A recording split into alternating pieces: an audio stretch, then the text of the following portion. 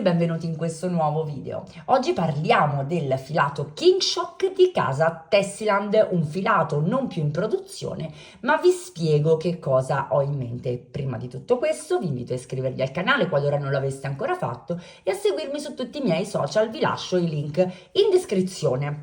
Il filato in questione è il King Shock di casa Tessiland ed è un filato che è stato smesso di produrre da pochissimo tempo. Ho colto l'occasione di una piccola offerta per acquistare qualche matassa di questo filo per poterlo proprio provare. Come mai faccio la recensione di un filato che al momento non è più in produzione?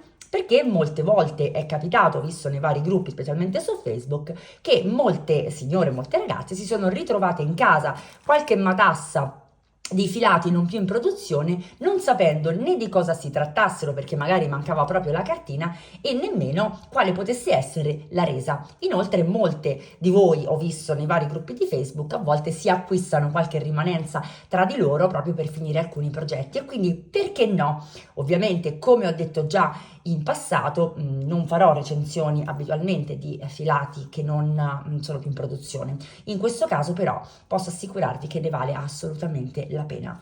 Vediamo di cosa stiamo parlando. Abbiamo detto King Shock, eccolo qui, variante Pablo, grammi 100. Parliamo di una fettuccia in lurex stampata, effetto tinto a mano in matassa, composta dall'80% in viscosa, 20% fibra metallica e delicata sulla pelle. Grammi 100, lunghezza circa 180 metri, consigliamo ferri 6-8 e uncinetto 5-7.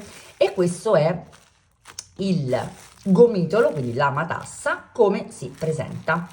Vi faccio vedere un capo, eccolo qui.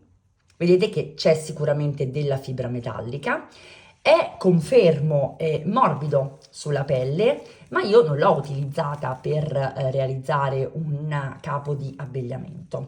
Vedremo presto qual è la sua resa. Intanto voglio farvi ammirare le nuance che mi hanno attirata assolutamente subito all'acquisto.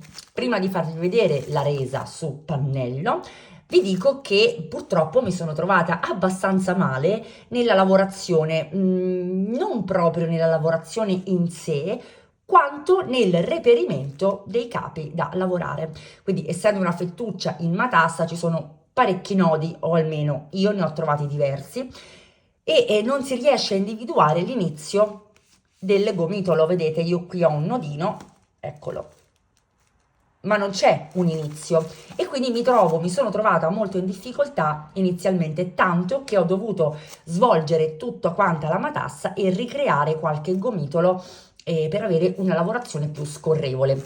Ora, probabilmente, non avendo utilizzato molto spesso filati in matassa, non sono esperta in materia, quindi vi invito anche in questo caso a scrivere qui sotto se c'è un metodo semplice per poter arrivare subito all'inizio della matassa.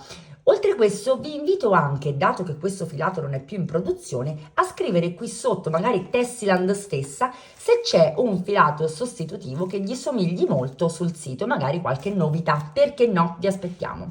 Vediamo insieme che cosa ho realizzato con questo filato. Ed eccola qui, una borsa multicolor, come potete vedere. Ho azzardato questa volta con addirittura due filati in combinazione. Abbiamo la fettuccia Pandoro Queen e appunto il King Shock. Non ho utilizzato il filato per una realizzazione d'abbigliamento, ma con tutto quello che me ne è avanzato sicuramente qualcos'altro mi inventerò. Questo è un punto Susanna, quindi lo potete ammirare lavorato su pannello per vedere anche come poi vanno ad incastrarsi le varie sfumature.